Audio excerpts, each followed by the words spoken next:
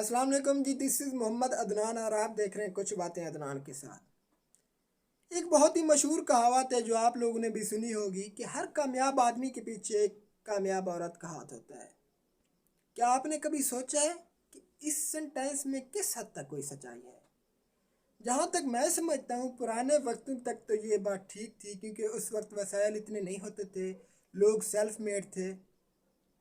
एक initial step से अपनी लाइफ की शुरुआत करते थे, मेहनत मजदूरी करके थोड़ा बहुत कमाते थे और उनके पीछे उनकी जो ख़वातीन होती थी वो घर का ख्याल भी करती थी, अपने बच्चों की देखभाल भी करती थी, थोड़ी बहुत कमाई पे सब्र और शुक्र के साथ गुजारा कर लेती थी और उसी में से थोड़ा बहुत बचा बचा के भी रखती थी जो मुश्किल वक्त में काम आ जाता था।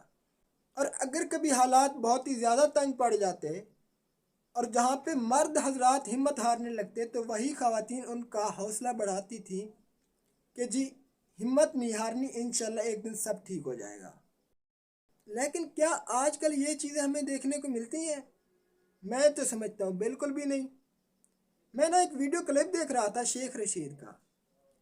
उस इंसान से आपको या मुझे भले क्यों ना लाख इख्तलाफात हों, लेकिन उस क्लिप में उस बंदे ने जो बात की वो बात मेरे दिल को जाके लगी।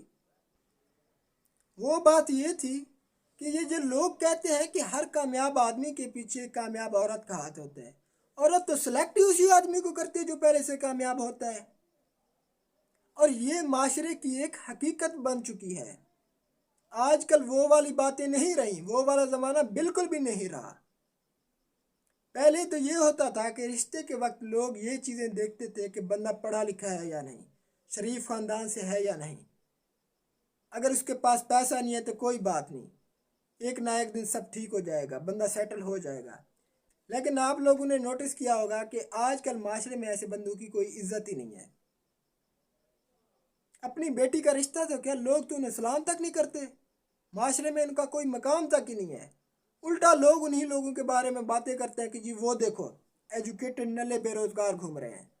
और दूसरी तरफ अगर बंदा हो पैसे वाला तो आजकल ये चीज़ें बिल्कुल भी नहीं देखी जाती कि बंदा एजुकेटेड है या नहीं, किसी शरीफ फैमिली से ताल्लुक़ रखता है या नहीं। बस एवरीथिंग इज़ ओके अगर उसके पास पैसा है तो।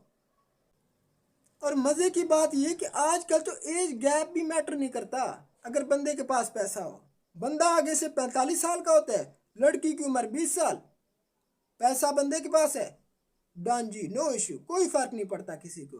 और ये चीज़ें माशरे में बिल्कुल आम हो रही हैं।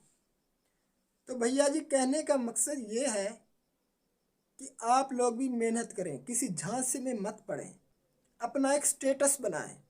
किसी को इस चीज़ से कोई फ़र्क नहीं पड़ता कि आप एजुकेटेड हैं या नहीं, आप दिल के अमीर हैं या नहीं। दिल की अमीरी से किसी को कोई फ़र्क नहीं पड़ता। तो लाइफ में मूव ऑन करें, तगो दो करें, नहीं तो कुछ भी हाथ नहीं आने वाला।